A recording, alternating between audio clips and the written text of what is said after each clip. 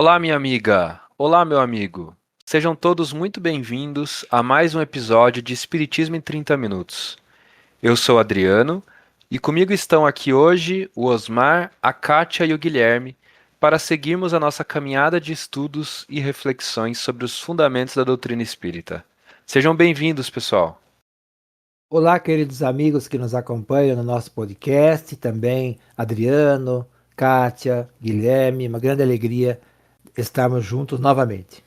Olá, Osmar. Olá, Adriano. Olá, Guilherme.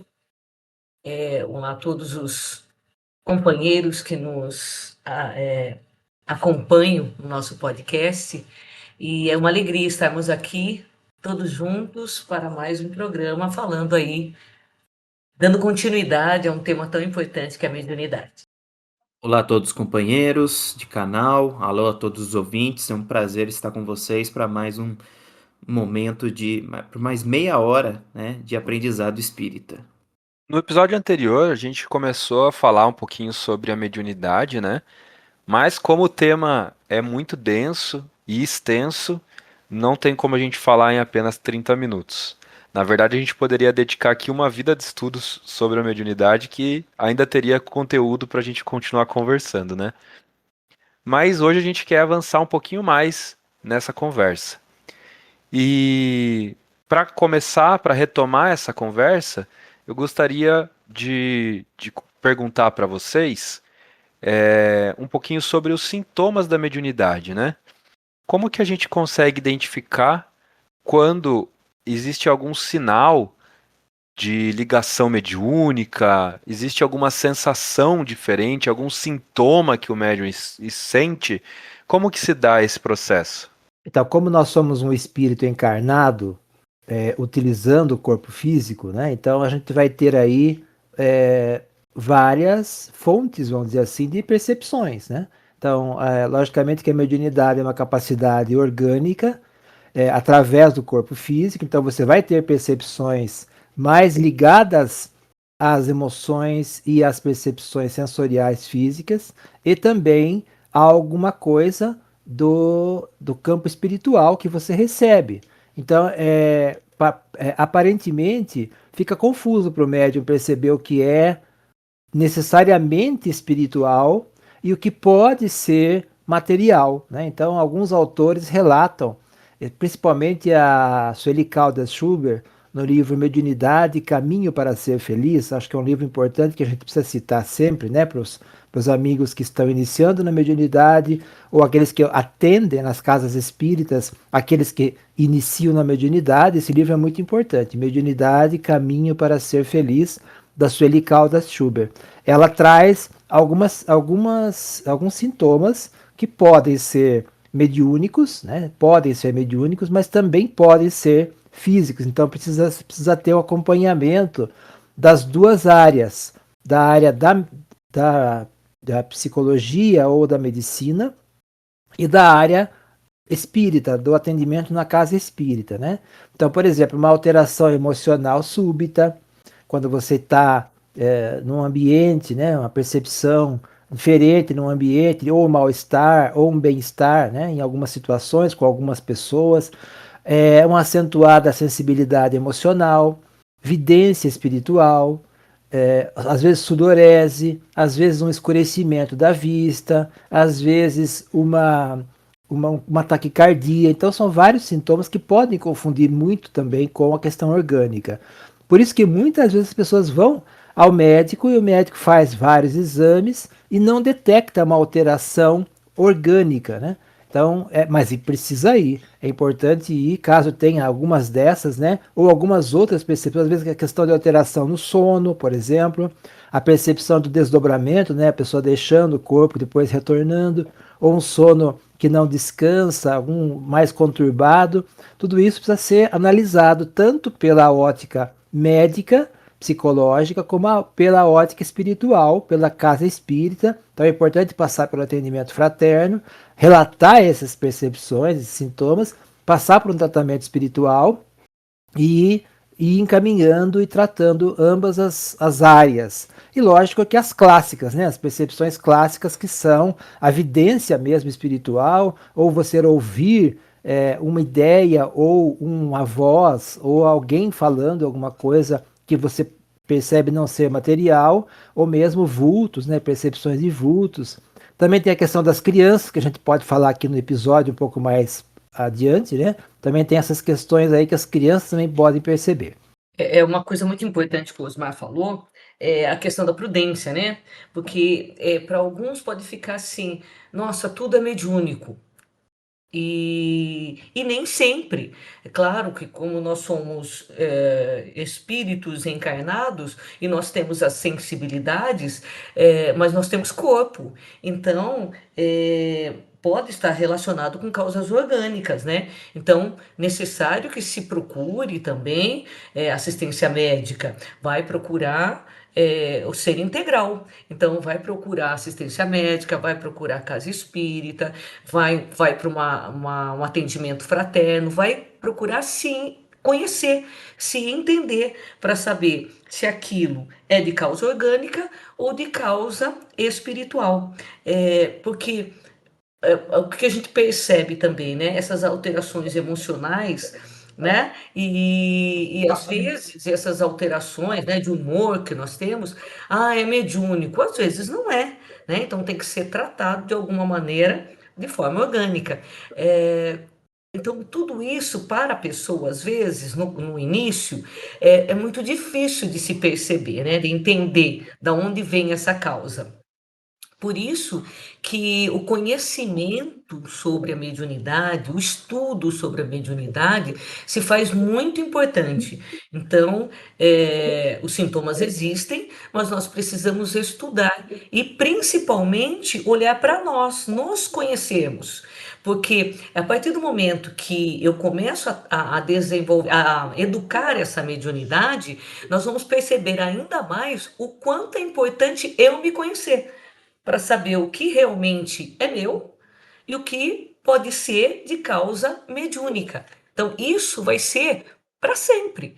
Não é assim, olha, agora eu já sei, não, é certo. Isso é meu, isso é do espírito, isso é mediúnico, isso não é. Não. Então, a partir do momento que eu vou me conhecendo, eu vou percebendo mais. Mas há dúvidas, né? Do que seja, e por isso que a gente tem que estar sempre, mesmo o trabalhador, aquele que já está num trabalho mediúnico, é importante que ele continue ainda frequentando o atendimento fraterno, converse com o dirigente do trabalho. Então, essa necessidade vai existir sempre de nós nos cuidarmos, né? Cuidar como ser integral que somos. E eu acho que assim, como a Kate falou, né, que essa saber essa distinção entre o que é físico e o que é espiritual, não cabe também apenas a medicina, né, o conhecimento material, mas também ao conhecimento espiritual. Porque é sempre bom, essencial a gente estar atento a tudo isso, né? Então, assim que, vamos dizer assim, esses sinais forem percebidos, a gente não deve só apenas, vamos dizer assim, descartar aquilo que for de material, né? A gente também tem que entender se aquilo que vem a mim como mediúnico e o que eu faço com aquilo, né? Então, eu acho que junto essa busca por uma questão médica, por uma questão material, nós também temos que ir em busca daquilo de um conhecimento espiritual. Então, é importante, né?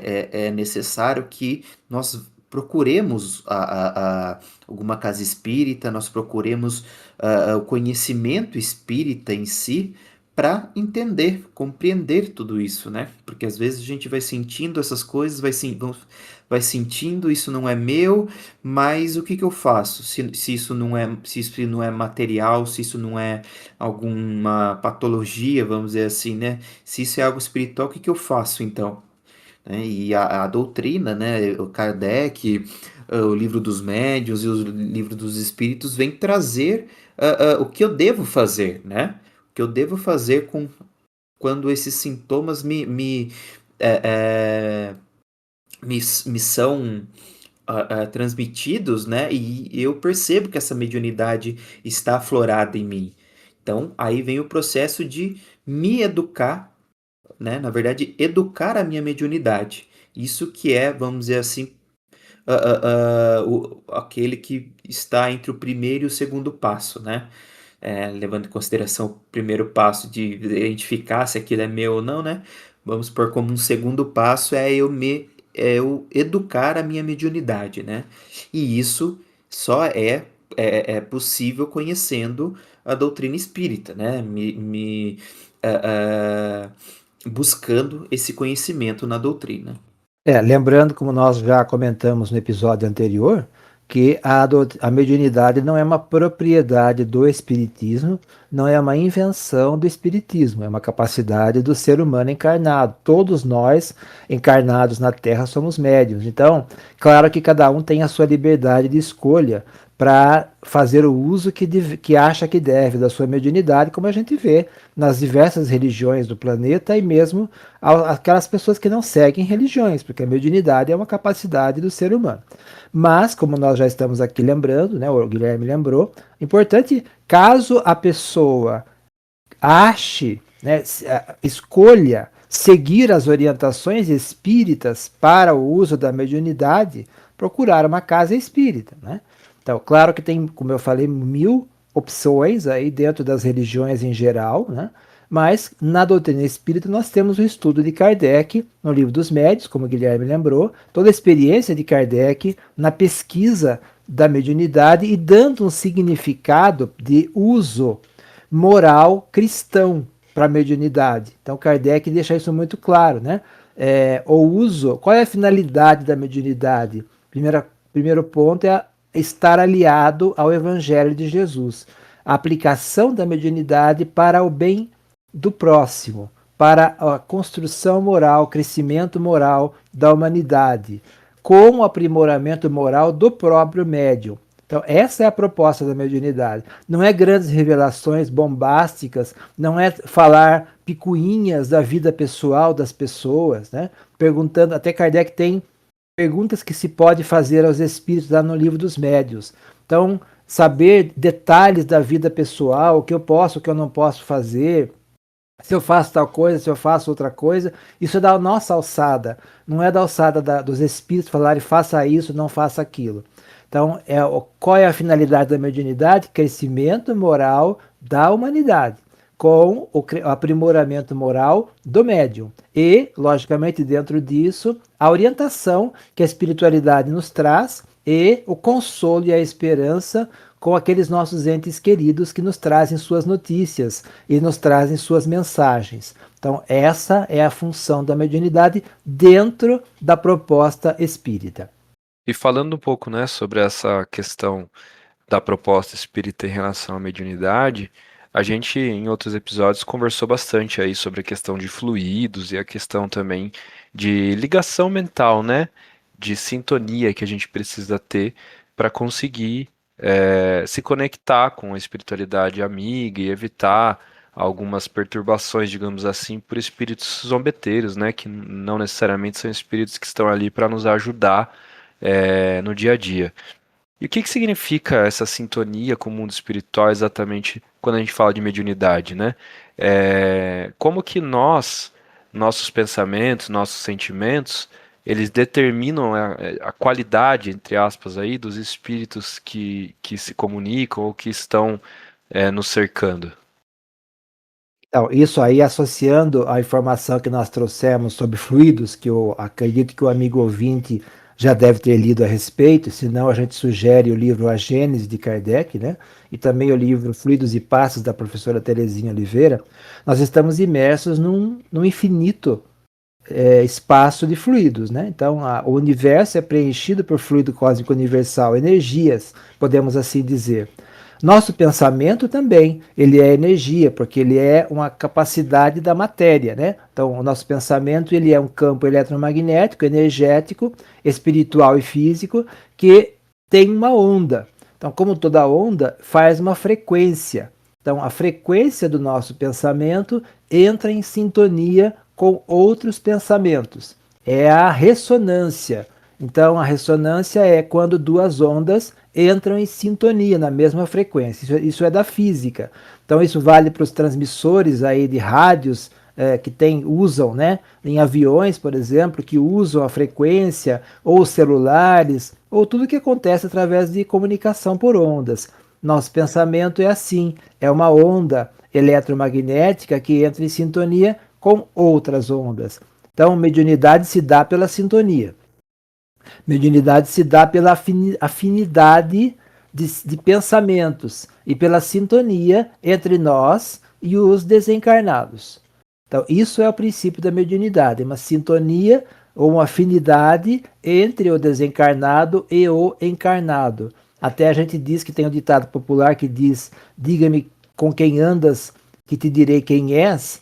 E na mediunidade podemos dizer: diga-me quem és, que te direi com quem andas. Porque quem você mostra as suas companhias espirituais, atrai, vamos dizer assim, as sintonias espirituais, as outras companhias que se afinizam com o nosso pensamento e dos nossos interesses, nossos gostos, né, tanto musicais, artísticos, quanto aquilo que nós falamos, aquilo que nós comentamos, aquilo que nós sentimos, aquilo que nós postamos nas redes sociais. Tudo isso é aquilo que Jesus diz: a boca fala do que está cheio o coração.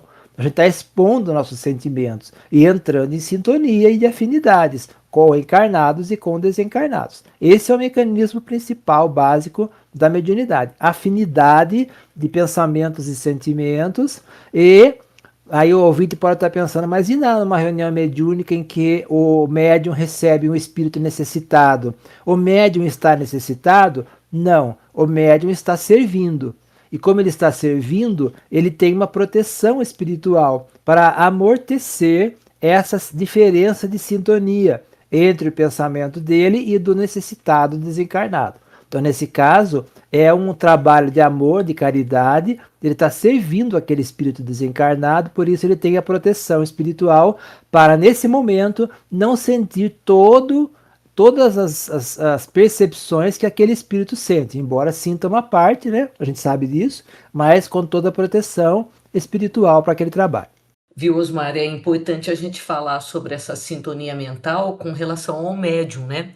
Como o médium deve cuidar dessa sintonia, porque eu digo que ser médium é uma grande ferramenta de transformação moral para o espírito, né? Então, há tempo atrás, né, acho que até hoje ainda se fala sobre isso.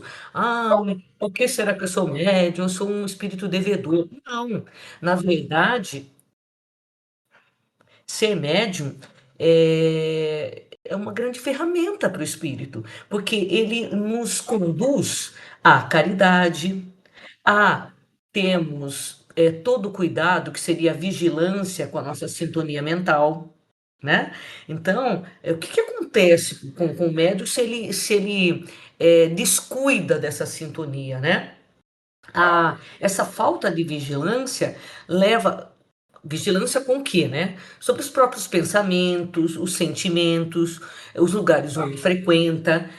Isso traz uma irritabilidade para o médium, né? Ele percebe, né, os ambientes, então ele acaba sentindo pessimismo, vai ficando irritadiço, e isso traz um certo desequilíbrio, pode trazer um certo desequilíbrio para ele, emocional e psicológico. E aí também a gente deve pensar no personalismo excessivo do médium, porque a gente está falando em sintonia mental, às vezes ele começa a se tornar invigilante. E aí os próprios espíritos, percebendo a invigilância, nós temos em nós as nossas, as nossas qualidades, mas temos também as nossas mazelas. E os espíritos conhecem as nossas mazelas, as nossas dificuldades. E, às vezes, o espírito pode tocar bem ligeiramente na nossa mazela.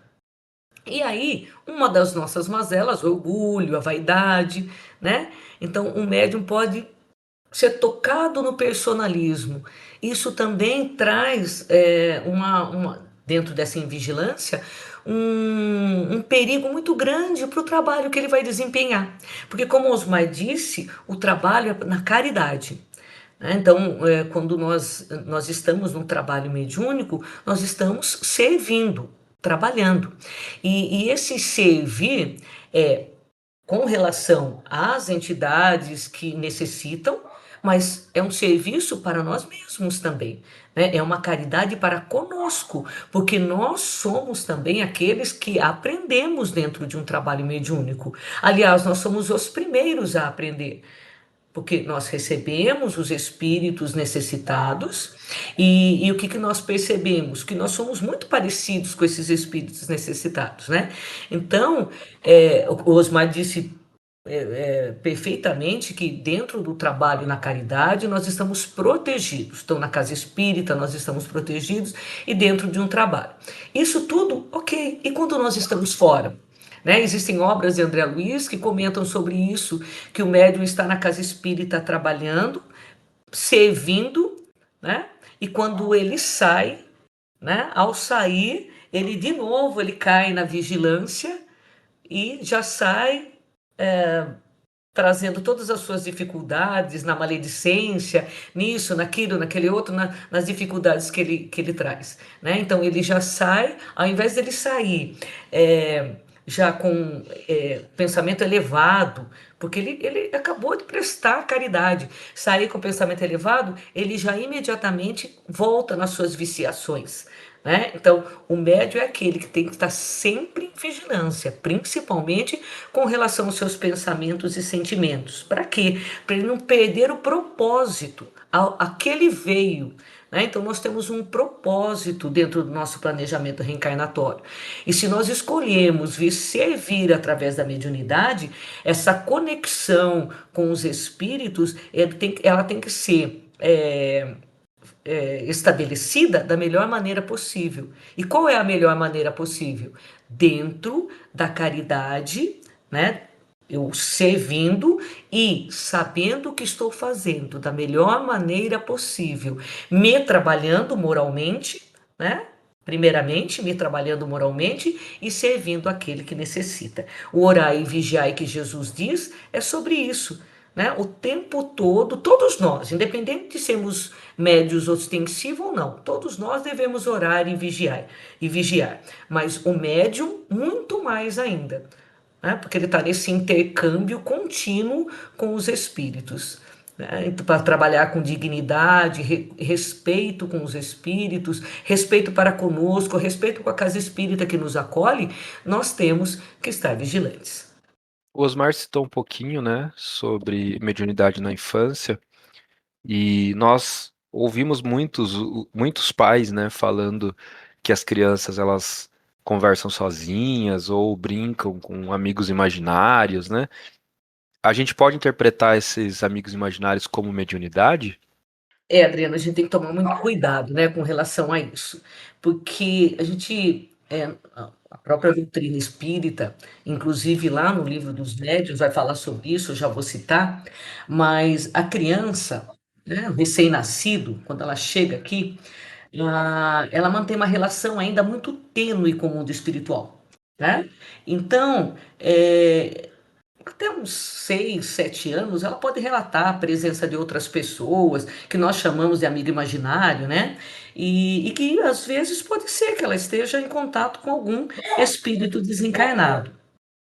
Depois dos seus 7 anos, 7, 8 anos, a gente vai ver lá na obra de André Luiz, no livro Missionários da Luz, de Chico Xavier, que ele diz o seguinte, que o processo de reencarnação é concluído por volta dos seus 7 anos, né?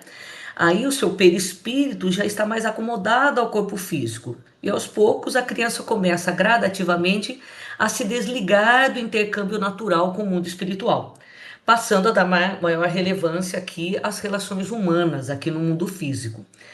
Então, nesse momento, né, a criança toma completa o processo reencarnatório, né? E aí pode ser que ela continue ainda tendo esse contato com o mundo espiritual.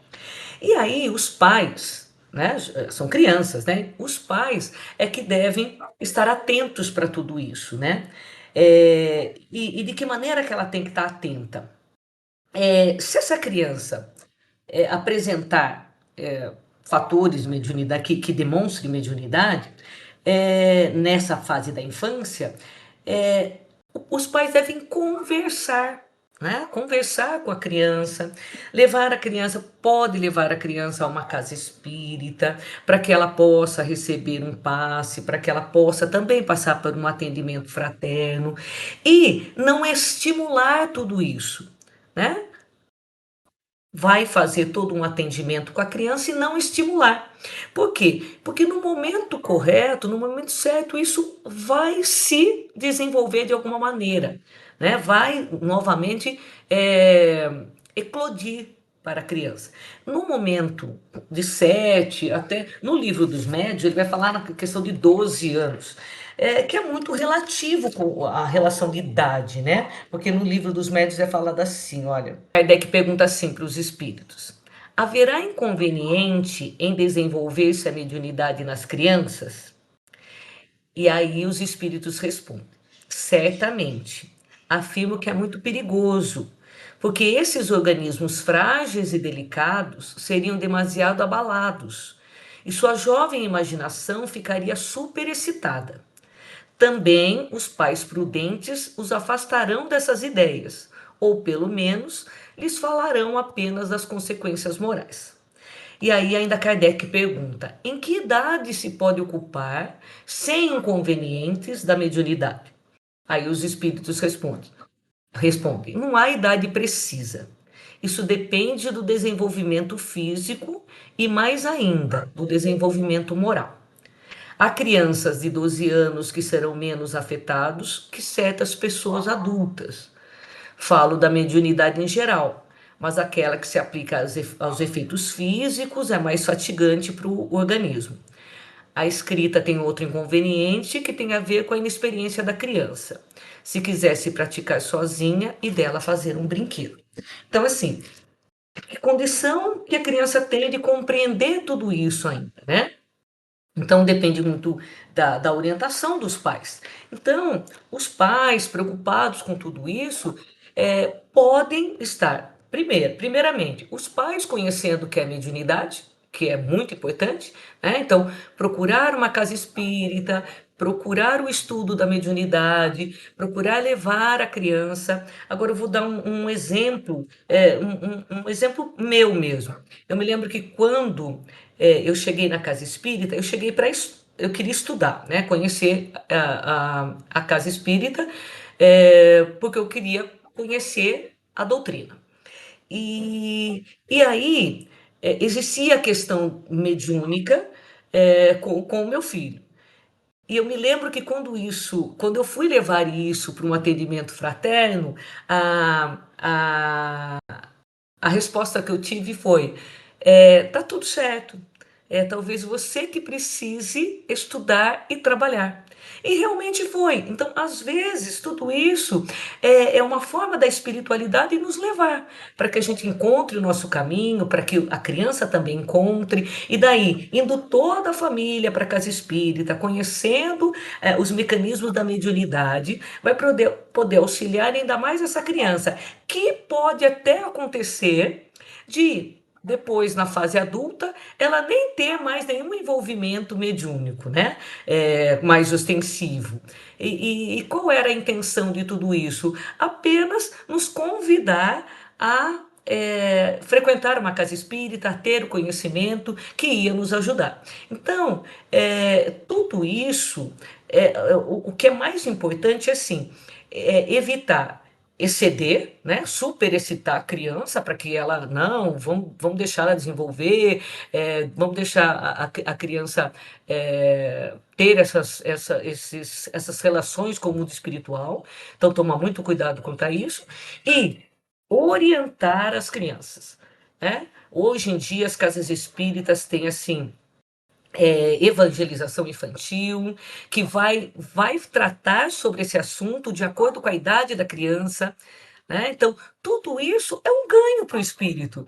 Se ela puder já ir conhecendo o espiritismo já desde cedo, a mediunidade para ela vai ser algo totalmente natural. E que é isso que deveria de ser, né? Então, pode ter algum ouvinte aí passando por essa fase de filhos já surgindo alguma manifestação que possa ser mediúnica, dela se orientar numa casa espírita. Procura uma casa espírita séria e leve a sua criança, leve o seu jovem, né? Leve seu filho, para que ele possa ser encaminhado da melhor maneira possível. O assunto realmente é fascinante e muito extenso, né? Mas por hoje a gente fica por aqui nas nossas reflexões, nos nossos estudos. Agradecemos aos ouvintes por nos acompanharem em mais esse episódio e desejamos ótimos estudos para vocês. Como sempre, deixamos, né, uma bibliografia para que quem queira possa se aprofundar. E hoje falamos um pouquinho sobre o livro dos médiuns, também o livro dos espíritos. Vocês gostariam de citar mais alguma bibliografia? Eu citei o livro Mediunidade, Caminho para Ser Feliz, da Sueli Caldas Schubert, e também o livro Mediunidade, Tudo o que Você Precisa Saber, do Richard Simonetti. Quero só deixar um abraço também para a nossa amiga Tereza de Itapeva, que nos acompanha, diz que adora nossos episódios e agradece muito o nosso trabalho. Nós que agradecemos muito, Tereza, e todos os amigos ouvintes que nos acompanham. Maravilha, gente. Ótimos estudos e ótima semana.